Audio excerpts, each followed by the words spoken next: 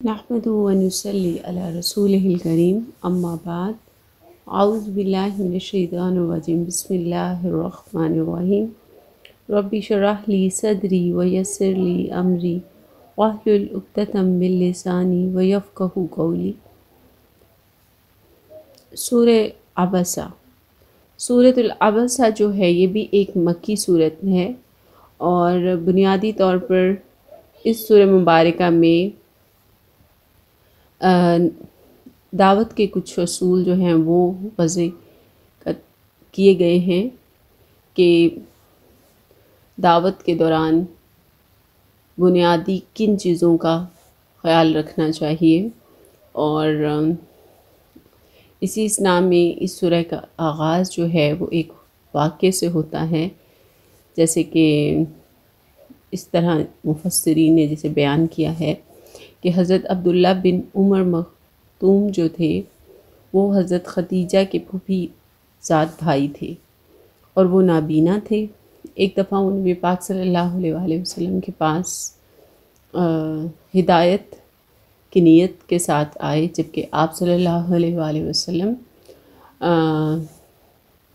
قریش کے کچھ معزز سرداران کی تربیت و تبلیغ میں مصروف تھے۔ چونکہ وہ دیکھ نہیں سکتے تھے، لہٰذا انہوں نے حالات و واقعات کا جائزہ لیے بغیر ہی بات چیت کو شروع کر دیا، اور آپ صلی اللہ علیہ وسلم سے فرمایا کہ وہ انہیں وہ سکھائیں جو ان کے پاس ہے۔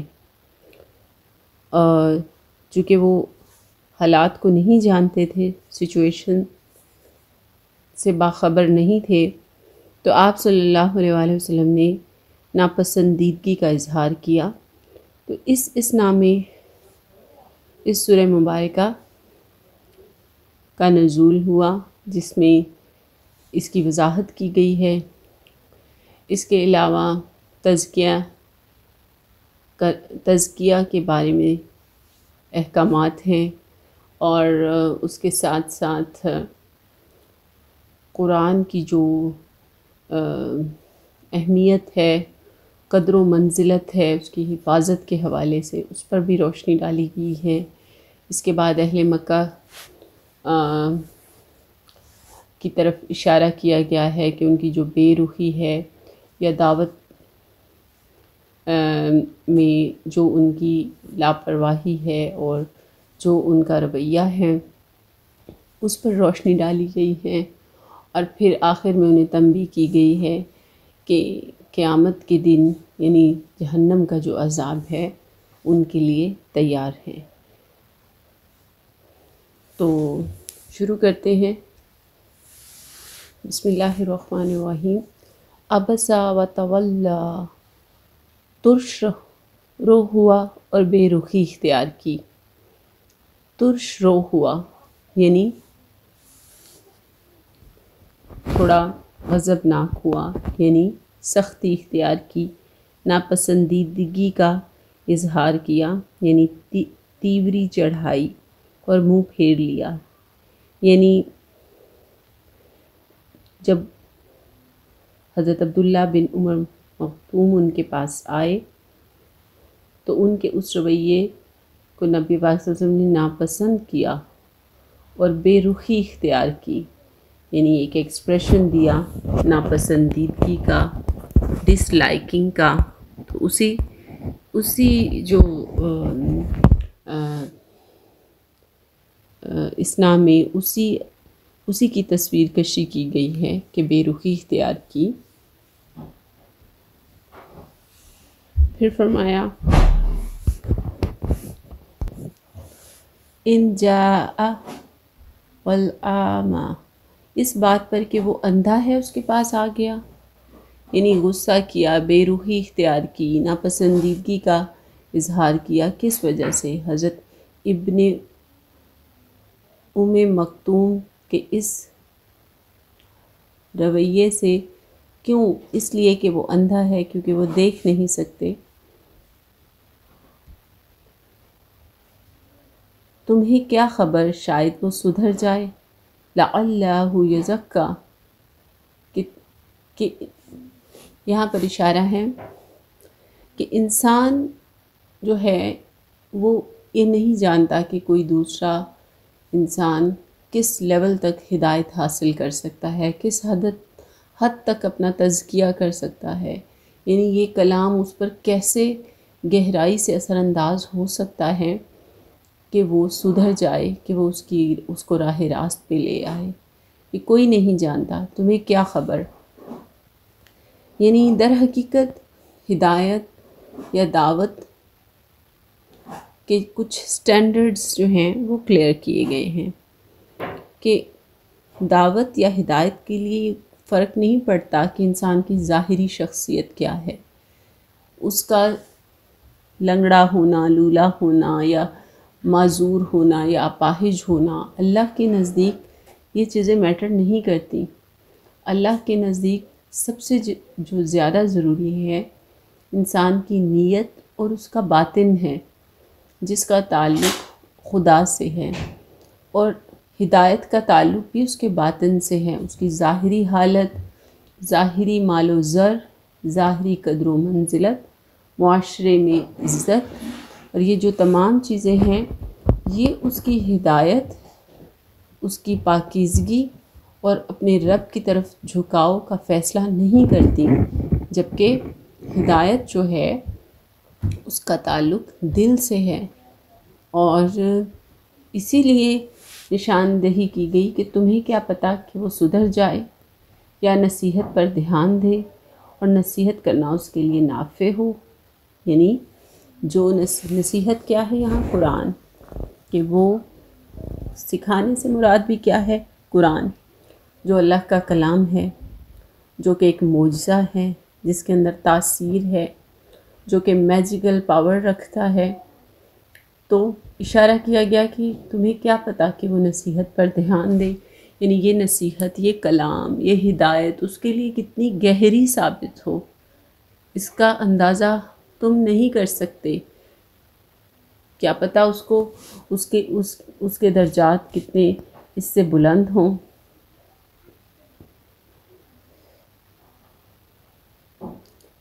یعنی اصل میں جو ہدایت ہے اس کے لیے ضروری چیز طلب ہے، کس کی کتنی سچی طلب ہے، کتنی گہری طلب ہے، کتنی خواہش ہے۔ جیسے کہ عبداللہ بن عباس جب سیکھنے کے لیے جاتے تھے تو ساری رات اسی انتظار میں رہتے تھے، اور انہیں کافی تکلیف اٹھانی پڑتی تھی اور سیکھنے کے حوالے سے۔ جیسے سورہ حجرات میں بھی اسی طرح کا ایک واقعہ ہے جس کا ذکر ہوا ہے کہ جب وہ اونچی آواز سے بولتے ہوئے آئے تو اللہ کے دین کو کسی کی ضرورت نہیں ہے، اللہ کے دین کی طرف آنا صرف اپنے بھلے کے لیے ہے۔ یعنی اگر کوئی انسان مالی طور پر مستحکم ہے، اگر کوئی انسان معاشرے میں عزت رکھتا ہے، یا اگر کوئی انسان سٹیٹس رکھتا ہے، پاور رکھتا ہے، یہ تمام جو چیزیں ہیں یہ دین سے تقویت کا باعث نہیں ہے۔ وہ دین کو کوئی تقویت نہیں دے سکتا۔ اس کا بھلائی حاصل کرنا محض صرف اس کی اپنی ذات کے لیے ہے۔ یعنی بڑا خوبصورت کانسیپٹ یہاں کلیئر کیا گیا ہے کہ جو دین ہے اس کا کانسیپٹس آپ کے باطن کے ساتھ ہے، آپ کے دل کے ساتھ ہے، اور کوئی انسان کتنا بھی پاورفل ہو وہ دین کے لیے معاون ثابت نہیں ہو سکتا، بلکہ دین اس کے لیے معاون ثابت ہو سکتا ہے، دین اس کی پاکیزگی کا باعث بن سکتا ہے۔ وہ دین کو کچھ نہیں دے سکتا۔ دین جو ہے ایک ہدایت ہے، ایک نصیحت ہے، ایک تنبیہ ہے، اور یہ اللہ کا کلام ہے۔ اس کا تعلق دلوں سے ہے، اس کا تعلق مالی، معاشی، سٹیٹس، ترقی، ذات پات، ان چیزوں سے نہیں ہے۔ اگر قریش کے سرداران اہمیت کے حامل ہیں تو وہ معاشرتی طور پہ ہیں، لیکن اس کا تعلق دینی یا ہدایت یا رب کی قربت حاصل کرنے سے بالکل نہیں ہے۔ پھر فرمایا جو شخص بے پرواہی برتتا ہے، اشارہ سرداران کی طرف ہے، اس کی طرف تو تم توجہ کرتے ہو، حالانکہ اگر وہ نہ سدھرے تو تم پر اس کی کیا ذمہ داری ہے۔ یعنی یہاں پہ بھی ہدایت کے اصول کلیئر کیے گئے ہیں کہ ایک نبی کا جو کام ہے وہ صرف پیغام کا پہنچانا ہے، لوگوں تک اللہ کی حکم کو پہنچا دینا ہے، اپنے اوپر جو حجت ہے اس کو تمام کرنا ہے۔ نبی کا کام یہ نہیں ہے یا اس کی یہ ذمہ داری نہیں ہے کہ گارنٹی ہے کہ دوسرا انسان تزکیہ حاصل کرے، پاکیزگی اختیار کرے یا سدھر سکے۔ اس نے سدھرنا ہے یا بگڑنا ہے یہ ڈیپینڈ کرتا ہے اس کی اپنی ذات پر۔ نبی کا جو کام ہے وہ صرف پیغام کا پہنچانا ہے۔ یعنی یہاں پہ بھی تنبیہ کی جا رہی ہے کہ نبی تو اس چیز کو ڈیسائیڈ نہیں کر سکتا، یا اس کو اس کی گہرائی کا نہیں پتہ کہ کون سا انسان کس حد تک اس کا طالب ہے، کس حد تک اس سے انفلوئنس لے سکتا ہے۔ اشارہ سرداران کی طرف ہے قریش کے کہ مطلب اگر وہ ہدایت حاصل کرتے ہیں یا اگر وہ ہدایت حاصل نہیں کرتے تو اس کی ذمہ داری نبی پاک صلی اللہ علیہ وآلہ وسلم پر نہیں ہے۔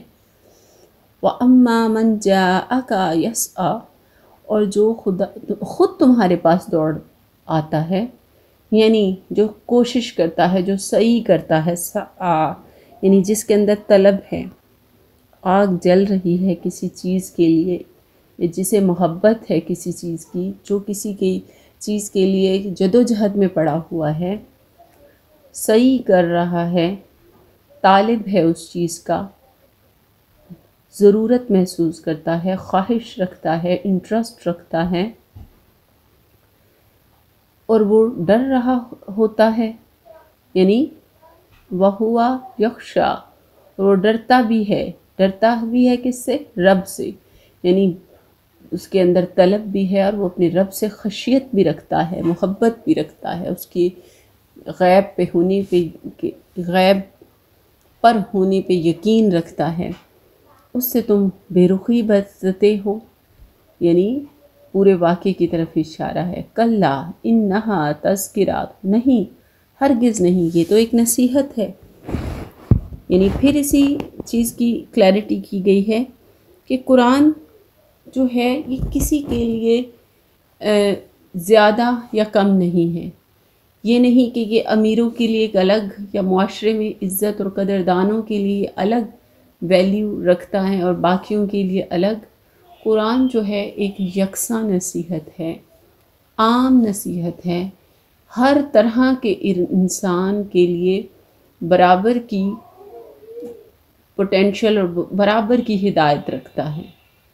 یعنی اس میں کوئی استثناء کسی کو نہیں حاصل، اور نہ ہی کوئی اس کے قابل ہے، یعنی سب کے لیے اس میں یکسانیت ہے۔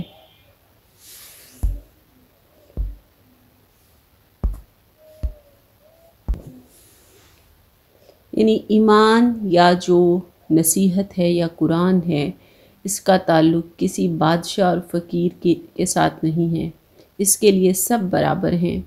نصیحت یا ایمان لانے سے دینی تقویت جو ہے وہ مطلب دین کو کوئی تقویت نہیں ملتی، بلکہ انسان خود پاکیزگی حاصل کرتا ہے۔ دین کا، ایمان کا تعلق ظاہری حالت سے نہیں ہے، اس کا تعلق باطنی پاکیزگی سے ہے۔ اور ایمان کا سب سے بڑی ریکوائرمنٹ جو ہے وہ طلب ہے، یعنی جو جتنا طالب ہے، جتنی سعی کرتا ہے، جتنی کوشش رکھتا ہے، جتنی خشیت رکھتا ہے، اتنی ہی ہدایت اس کے لیے آسان ہے، اور ہدایت کا طالب ہے اور وہ ہدایت کو پا لیتا ہے۔ اس کے برعکس کسی کی قدر و قیمت، ظاہری بناوٹ، یہ سب جو ہے یہ میٹر نہیں کرتی۔ پھر فرمایا جس کا جی چاہے اسے قبول کر لے، یعنی یہ یکساں ہے، بہت خوبصورت بیان ہے سب کے لیے، جسے چاہے اسے قبول کرے۔ اور اس کے یعنی آگے فرمایا گیا یہ ایسے صحیفوں میں درج ہے، فی صحف مکرمات، یعنی ایسے صحیفوں میں درج ہے جو مکرم ہیں، یعنی مکرم لوگ، باعزت لوگوں کے پڑھنے سے دین کو کوئی افادیت حاصل نہیں ہوگی۔ اس کی جو افادیت ہے وہ میرے رب نے خود ڈیسائیڈ کی ہوئی ہے، اس نے خود اسے مقدس رکھا ہوا ہے، اور یہ مقدس ہے، اسے مکرم رکھا ہوا ہے، بابرکت اور باعزت رکھا ہے، بلند مرتبہ ہے، پاکیزہ ہے۔ پھر فرمایا معزز اور نیک کاتبوں کی، نیک کاتبوں سے مراد اسے لکھنے والے، یعنی اللہ کے جو فرشتے ہیں جو کہ اسے معزز طریقے سے لکھتے ہیں، اور صحیفوں کو اللہ تعالیٰ کی براہ راست ہدایت کے مطابق لکھتے ہیں، اور پھر جوں کا توں نبی پاک صلی اللہ علیہ وآلہ وسلم تک پہنچاتے ہیں۔ یعنی اس کی عزت اور اس کی امانت، اس امانت کی سپردگی، اور اس کے ساتھ ساتھ اس کی حفاظت، اور یہ سب جو ہے اس کا انتظام خود اللہ تعالیٰ نے اپنے فرشتوں کے ذریعے کر رکھا ہے، اور رسولوں کی ذمہ داری کیا ہے؟ صرف اور صرف اس پیغام کو پہنچا دینا۔ کرامن برارتی، ہاتھوں میں رہتے ہیں، یعنی عظیم الشان کتاب جو بلند و برتر ہے، اور اس کے ساتھ ساتھ یہ کسی کی محتاج نہیں ہے کہ کسی کے پڑھنے سے اسے نعوذ باللہ عزت حاصل ہوگی۔ یہ تو دوسروں کی بھلائی، اس کی پاکیزگی کا باعث ہے، یعنی ان کے دماغوں میں موجود بیماریوں کو کم کرنے، ان کے دلوں کی پاکیزگی کا باعث ہے، اور عظمت، ظاہری عظمت کے برابر کی بنیاد پر کسی قسم کا تفرقہ جو ہے وہ جائز نہیں ہے۔ قتل الانسان ما اکفرا، لعنت ہو انسان پر، کیسا سخت منکر حق ہے۔ اب یہاں پہ ایک اہل مکہ کی طرف اشارہ ہے، قریش کے سرداران کی طرف، کہ وہ اس کلام کو، اس کلام حق کو جو جھٹلاتے ہیں اور غفلت برتتے ہیں، اور ان کو دلائل اور بحث و مباحثے میں پڑے رہتے ہیں، اور غیر ضروری سوال اٹھاتے ہیں، طنز و مزاح کرتے ہیں، یعنی انسان کا لفظ جہاں پہ استعمال جو ہوا ہے، اس سے مراد نوع انسانی کے اکثر افراد ہیں، یعنی مارا جائے انسان، اوورآل انسان۔ کہیں مخصوص لوگوں کے تعین کے ساتھ اگر ملامت کی جائے تو اس میں ضد پیدا ہو جاتی ہے، یعنی نصیحت کا یہ طریقہ زیادہ مؤثر ہے کہ یعنی یہاں پہ تمام لوگوں کی طرف اشارہ کیا گیا ہے کہ لعنت ہو انسان پر، کیسا سخت منکر ہے کہ انسان جو ہے وہ حق کو جانتا ہے، تمام انسانیت کی طرف اشارہ ہے، لیکن وہ پھر بھی اس سے انکار کرتا ہے۔ من ای شیء خلقہ، کس چیز سے اللہ نے اسے پیدا کیا ہے؟ اب اشارہ ہے نشانیوں کی طرف، کرامات کی طرف، مطلب پہلے انسان کی طرف اشارہ کیا گیا ہے کہ اوورآل جنرل اہل مکہ تو مخاطب ہیں ہی، لیکن اس کے ساتھ اوورآل بھی انسانیت کی طرف اشارہ ہے کہ کیوں نہیں انسان یہ سوچتا کہ کس چیز سے اللہ نے اسے پیدا کیا۔ نارملی ایسا ہوتا ہے کہ ہم کسی بھی چیز، کسی بھی انسان کی قدر و منزلت معاشرتی طور پر جاننے کے لیے ہم یہ پوچھتے ہیں کہ اس کا حسب نسب کیا ہے، اس کی نسل کیا ہے، وغیرہ وغیرہ۔ تو پھر فوری طور پہ اشارہ ہے کہ انسان کس بات پر غرور کرتا ہے، کس لیے وہ تکبر میں پڑا ہوا ہے، کہ کیا وہ اپنی حقیقت نہیں جانتا کہ اسے کیسے پیدا کیا گیا؟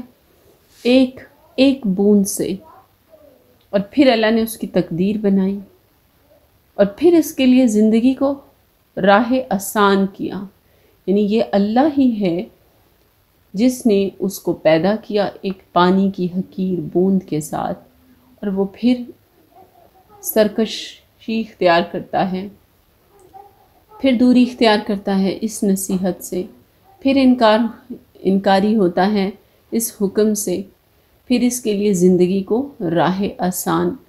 کی راہ آسان کی، اس نے نہ صرف اس کو پیدا کیا بلکہ اس کی زندگی کے لیے بھی مواقع میسر کیے تاکہ وہ آسانی سے اپنی زندگی گزار سکے۔ تو ایسے انسان پر لعنت ہو جو کہ پھر بھی اللہ کے حکم اور اس کی نصیحت سے روگردانی اختیار کرتا ہے۔ جی پھر فرمایا گیا ہے ثم اماتہ فاقبرہ، پھر اسے موت دی اور قبر میں پہنچایا۔ یعنی پورا لائف سائیکل کہ انسان اس بات سے بھی نہیں سیکھتا کہ وہ مرتا بھی ہے، یہ تو اپنی آنکھوں سے دیکھتا ہے کہ کیسے وہ پیدا ہوتا ہے، پھر وہ مر جاتا ہے اور پھر وہ قبر میں چلا جاتا ہے۔ یہ سب نشانیاں ہیں انسان کے لیے اگر وہ غور و فکر کرے تو، اور حقیقت یہ ہے کہ یہ بہت بڑی باتیں ہیں۔ اگر انسان ان پر واقعتاً غور کرے نا تو ایک منٹ کے لیے اپنے آپ کو کسی شیشے میں دیکھ نہیں سکتا، اس کا ضمیر اسے اتنا ٹٹولتا ہے کہ حقیقت ہے کہ وہ کیسے پیدا ہوتا ہے، کیسے وہ زندہ رہتا ہے اور کیسے وہ مر جاتا ہے۔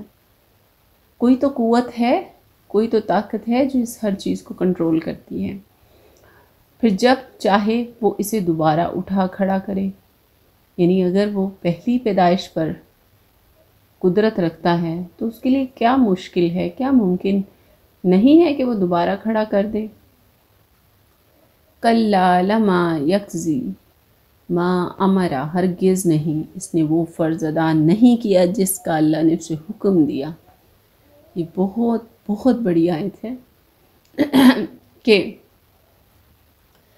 اللہ نے انسان کی تخلیق بے معنی نہیں کی، بے مقصد نہیں کی، ایسے ہی نہیں پیدا کیا انسان کو، بلکہ انسان کی تخلیق کے پیچھے کچھ مقاصد ہیں، اس کی آزمائش ہے، اس کا امتحان ہے۔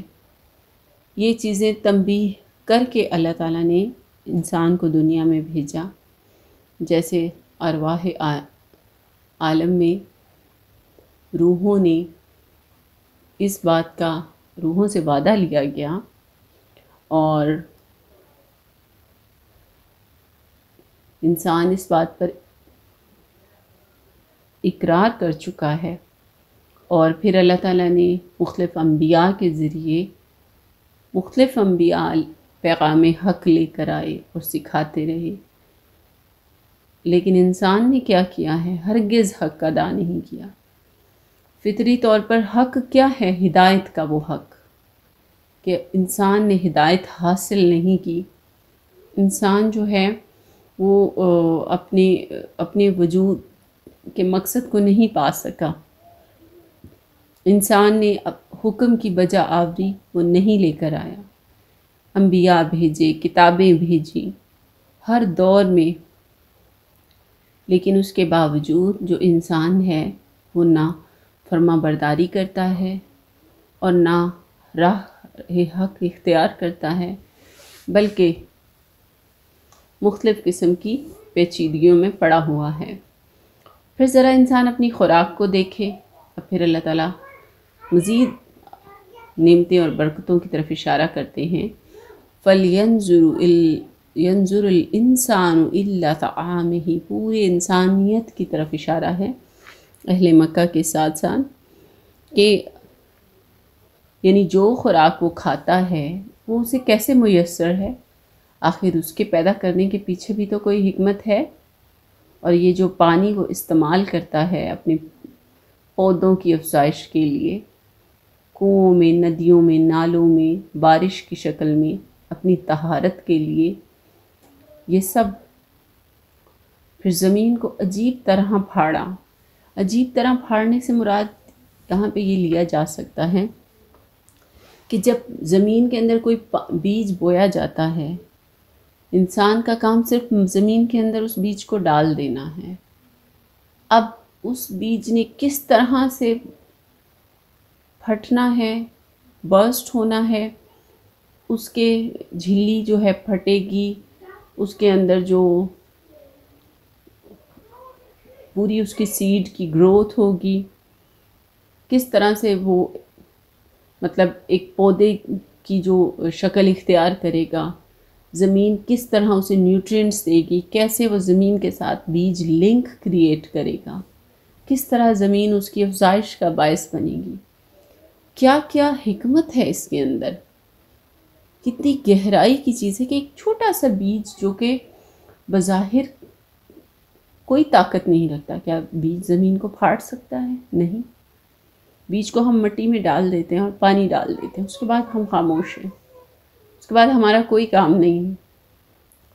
وہ بیج مٹی کے ساتھ ایک تعلق پیدا کرتا ہے، اپنے خلیات اور اپنی جو ممبرینز ہیں ان کو برسٹ کرتا ہے اور پھر گرو کرنا شروع کرتا ہے، فوڈ لیتا ہے زمین سے۔ زمین اور وہ بیج، ان دونوں کا تعلق جو ہے وہ ہی پوری پودوں کی جو گروتھ ہے اس میں میٹر کرتا ہے۔ کتنا گہرا عمل ہے یہ۔ تو یہ اسی طرح ہے کہ زمین کو پھاڑا، زمین کو پھر آگے سے جیسے جیسے وہ بیج گرو ہوتا ہے، پودا گرو ہوتا ہے، زمین مزید پھٹتی جاتی ہے اسی حساب سے جتنی اسے ریکوائرڈ ہوتا ہے اس پودے کی پھلنے پھولنے کے لیے۔ تو یہ سب جو ہے، کیا یہ انسان کرتا ہے یا کسان کرتا ہے یا ہم کرتے ہیں؟ کون سی قدرت ہے اس کے پیچھے؟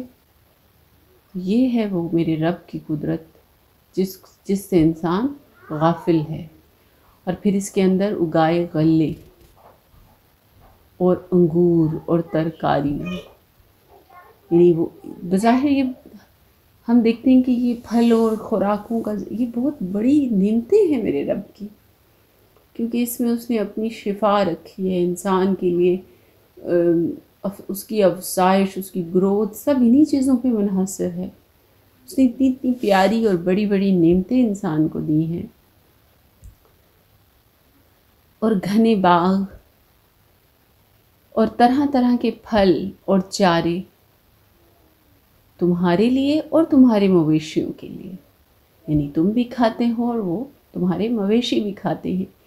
آخر کار جب وہ کان کے بہرے کر دینے والی آواز بلند ہوگی، کہاں اس سے مراد کیا ہے؟ سور جب پھونکا جائے گا، یوم یفر المرء من اخیہ، اس روز آدمی اپنے بھائی، اب یعنی قیامت کا جو منظر ہے، اپنی ماں، اپنے باپ، ایک ایک رشتے کو گنا گیا ہے، اپنی بیوی، اپنی اولاد، یعنی یہی وہ رشتے ہیں نا جن کے پیچھے ہم پوری طرح پاگل ہیں، ان کی گرد ہم ہر وقت مصروف ہیں، ماں، باپ، بہن، بھائی، بیوی، اولاد، بچے۔ ان میں سے ہر شخص اس دن ایسا وقت آ پڑے گا کہ اسے اپنے سوا کسی کا ہوش نہیں ہوگا۔ یعنی پھر یہ کہ قیامت کے دن کہ اس کی کیفیت کیا ہوگی، کہ یہ پھر انہیں گنا گیا ہے اس کی آزمائشوں کو، ان تمام چیزوں کو جس کے پیچھے وہ بھاگ رہا ہے اور پاگل ہے اور کریزی ہوا ہے، کہ وہ تمام چیزیں جو ہیں وہ اس کے کسی کام نہیں آئیں گی۔ اسی طرح حضرت عائشہ رضی اللہ تعالیٰ نے اور آپ صلی اللہ علیہ وسلم کی ازواج مطہرات میں سے حضرت عائشہ، حضرت سودا جو ہیں، انہوں نے گھبرا کر آپ صلی اللہ علیہ وسلم سے اس بارے میں سوال پوچھا کہ یا رسول اللہ، کیا ہمارے سطر اس روز سب کے سامنے کھلے ہوں گے؟ حضور نے یہی آیت تلاوت فرما کر بتایا کہ اس روز کسی کو کسی کی طرف دیکھنے کا ہوش نہ ہوگا، یعنی اسی طرح انسان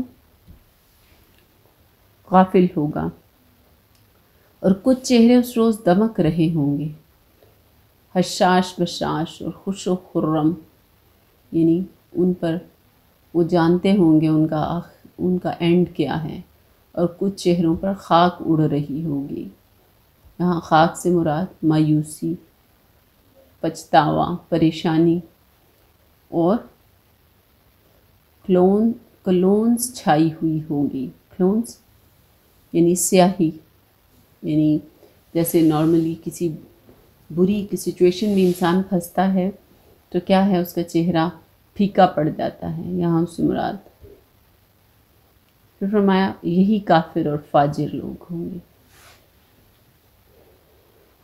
لہٰذا اسی کے ساتھ سورہ مبارکہ کا اختتام ہوتا ہے۔